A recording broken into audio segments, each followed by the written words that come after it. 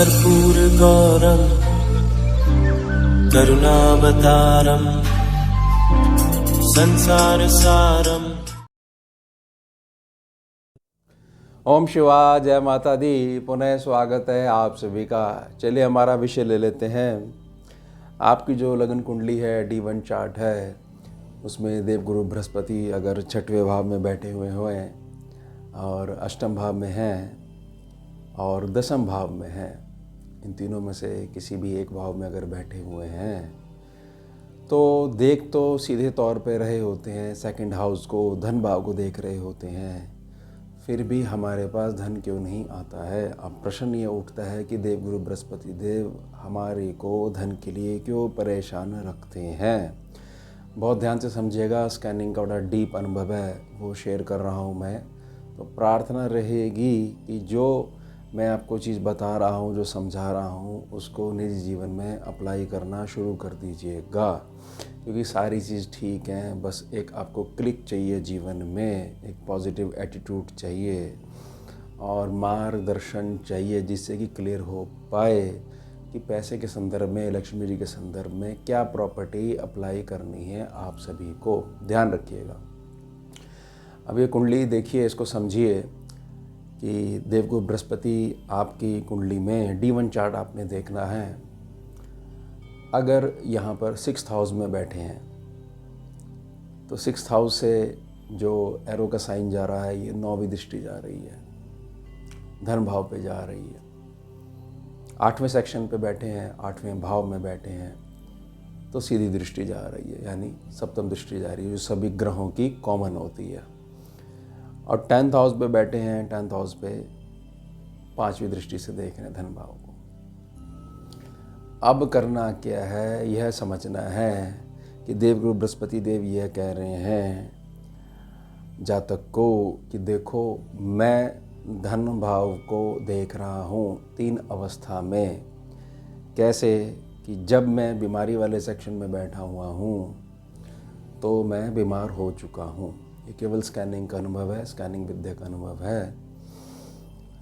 जब मैं 8वें भाव में बैठा हुआ हूँ तो एक प्रकार से मैं मृत्युशैया पर बैठा हुआ हूँ। मैं बहुत आगे जाकर, बहुत लंबे समय के बाद, लगभग आपकी आधी आयु बीत जाएगी, तब मैं आपको लाभ देना शुरू करूँगा। मैं 10वें सेक्शन पे बैठा हुआ हूँ। 10वें सेक्शन पर मेरे की जो पावर्स हैं वो लगभग आधी रह जाती हैं, और उसके पश्चात भी अगर आप मुझे इंटरनली तौर पर नहीं समझ पाते हो तो आपको धन के संबंध में संघर्ष देखना पड़ेगा। जबकि दृष्टि में सीधे तौर पर तीनों ही जगह पर बैठा हुआ हूँ तो धन स्थान को बहुत प्यार से देख रहा हूँ, लेकिन केवल देख रहा हूँ, स्थिति मैंने बना रखी है। अब तुमने कुछ ना कुछ ऐसा काम करना है कि बीमारी वाले सेक्शन में मुझे मजबूती प्राप्त हो, 8वें सेक्शन में मुझे मजबूती प्राप्त हो, और 10वां सेक्शन है, 10वां भाव है, जहाँ पर मेरी पावर्स आधी रह गई हैं। तो कुछ ऐसा करो उपाय जिससे कि मैं पूर्ण हो सकूं। अब बहुत ध्यान से समझिएगा, बृहस्पति देव का अल्टरनेट है शनिदेव, केवल स्कैनिंग की विद्या के अनुभव में, और शनिदेव का अल्टरनेट है देवगुरु बृहस्पति देव। जब जब बृहस्पति देव इन तीनों भावों में बैठते हैं तो आप जो है, अगर बहुत ज़्यादा मजबूती बृहस्पति देव को दोगे तो वो बहुत ज़्यादा लंबा घूम के आओगे। तरीका बहुत अच्छा है आपका, लेकिन इसमें थोड़ा सा रूट आपने लंबा पकड़ लिया, अब ज़्यादा समय लगेगा आपको। तो आपने क्या करना है, जब आपको ये तीनों पोजीशन पता है तो आपने केवल और केवल शनिदेव को देखना है, शनिदेव को मजबूत करना है। यानी कि सीधे तौर पर मैं यह प्रार्थना कर रहा हूँ कि इन तीनों भावों में बैठे हुए देवगुरु बृहस्पति देव आपको अथाह धन दे सकते हैं, लेकिन आपको केवल और केवल शनिदेव के नियमों पर चलना पड़ेगा। समझ जाइएगा इस बात को। तो करना क्या है कि क्या शनिदेव के ग्रहीय मंत्रों का जाप करना प्रारंभ कर दें, उनसे संबंधित नग पहनने शुरू कर दें। क्या करना चाहिए, मैंने प्रार्थना करी है कि शनिदेव की नीतियों को समझना पड़ेगा।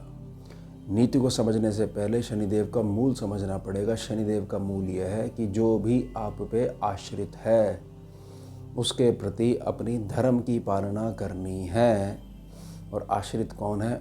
आश्रित आपके ऊपर हर कोई है।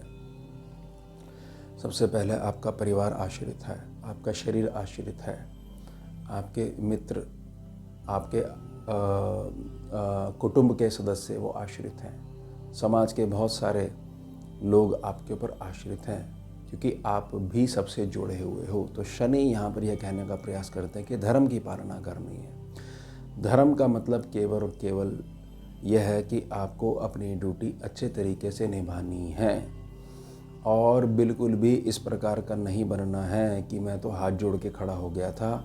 जहाँ पर डिसीजन लेना है आपको, जहाँ पर किसी भी प्रकार के आपको मार्ग का प्रयोग करना है जो कि बिल्कुल सही होगा, तो आपने उस मार्ग पर चलते रहना है। इससे स्वतः ही शनि मजबूत होने लग जाएंगे। जहाँ पर आपको यह लगता है कि उंगली टेढ़ी करनी पड़ेगी, यही धर्म है, अगर उंगली सीधी करी हुई है तो सामने वाला व्यक्ति किसी भी प्रकार से हमारे को समझ ही नहीं पा रहा है, बल्कि उसको अनुशासन सिखाना पड़ेगा।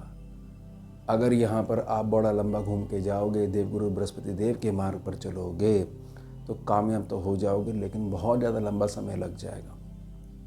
तो आपने क्या करना है? आपने केवल और केवल शनिदेव को मजबूत करना है, उनकी नीतियों को मजबूत करना है। अगर कोई चीज़ क्लियर नहीं हो पाती है, फिर भी आपको नहीं समझ पाते हो, बहुत ज़्यादा आपकी प्रकृति बहुत ज़्यादा सात्विक है, तो आपको यह समझना पड़ेगा कि जो भी जातक श्रीमद् भगवत गीता जी जो आती हैं, गीता जी की शरण प्राप्त कर लेगा, उसमें जो 18 अध्याय हैं उनको पढ़ेगा, महात्म्य सहित पढ़ेगा और योगेश्वर माधव गुरु रूप में क्या सिखाना चाह रहे हैं अर्जुन को, वही चीज़ जो है शनि को मजबूत करना शुरू कर देगा कि अपने धर्म से पीछे मत हटो।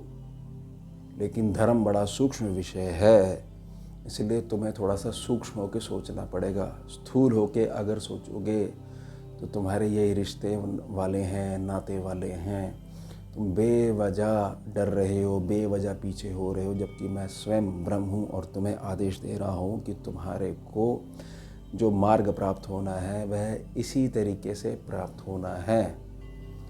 तो समझ जाइएगा कि जब आप इस प्रकार से गीता जी की शरण में जाएंगे, अध्ययन करेंगे, साथ में एक पर्सनल अपनी कॉपी लगा लेंगे कि आज मैंने पहला अध्याय अध्ययन करा, उसको पढ़ा, महात्म्य सहित के लिए मैंने प्रार्थना करी है, जिसमें पद्म पुराण की जो शिव जी की और पार्वती माता का संवाद है वो भी महात्म्य के रूप में है कि जिस भी जातक ने ऐसे ऐसे इस अध्याय का पाठ करा उसको अमुक फल प्राप्त हुए।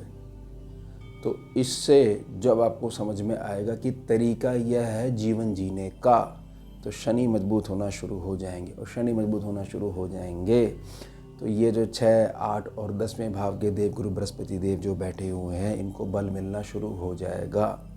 और बल मिलना शुरू हो जाएगा किसके द्वारा?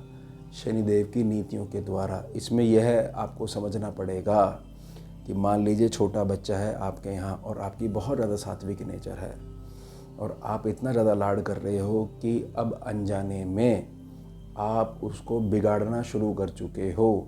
थोड़ा सा दंड जहाँ पर देना चाहिए जिससे कि उसका ही भविष्य उत्तम हो, वो आपसे नहीं हो पा रहा है, इससे स्थितियाँ बिगड़नी शुरू हो जाएंगी।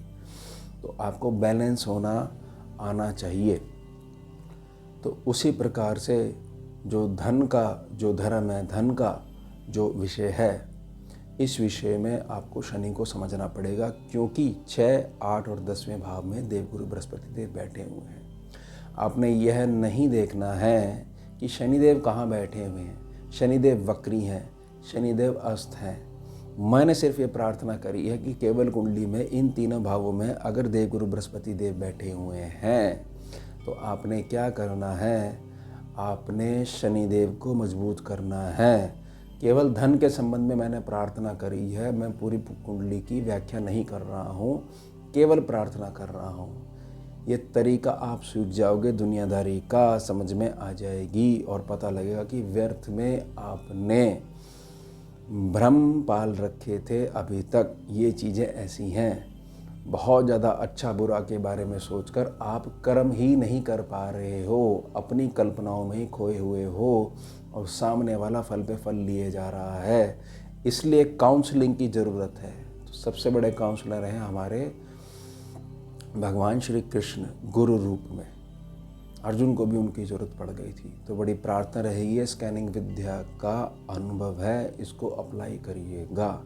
रोज़ का एक अध्याय पढ़ना है, साथ में अपनी निजी कॉपी पेन लेके बैठना है कि आज मुझे ये प्रेरणा मिली, आज अध्ययन करते करते मेरा मन इतना ज़्यादा विस्तार को प्राप्त हुआ कि मेरे मन में यह कल्पना रूप में यह दृश्य चलने लगे। तो वो नोट करते जाना है। तो आप ये देखोगे कि जीवन भर आपको धन के संबंध में कभी भी आजीवन कोई कमी नहीं होने वाली है।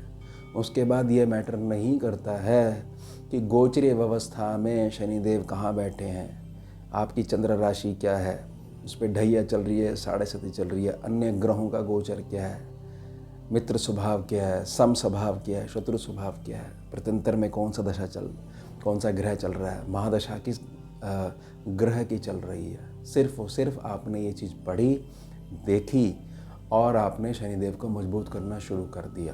किस आधार पर? धर्म के आधार पर। और धर्म बहुत ज़्यादा सूक्ष्म विषय होता है। तो इसलिए स्थूल लेवल पर कोई भी चीज़ सोचोगे तो धर्म को नहीं समझ पाओगे। सूक्ष्म होकर सोचोगे तो पता लगेगा कि कई बार हम अपने छोटों को डांट के द्वारा भी उनका कल्याण करते हैं। बस आपको ये चीज़ समझनी है। तो प्रार्थना रहेगी, इसको अप्लाई ज़रूर करिएगा। और आगे भी जो स्कैनिंग के जो डीप अनुभव हैं ग्रहों के संबंध में, कुंडली के संबंध में या गोचर के संबंध में, उसमें मैं धीरे धीरे आपके लिए प्रार्थना वाली जो वीडियो वो लेके आता रहूँगा। तो ये हो गया हमारा वर्तमान विषय। अब मिलते हैं आपसे अगले भाग में नए विषय के साथ। जुड़िए और जोड़िए। ओम शिवाय, जय माता। भुजगेन्द्रहारं कर्पूरगौरं करुणावतारं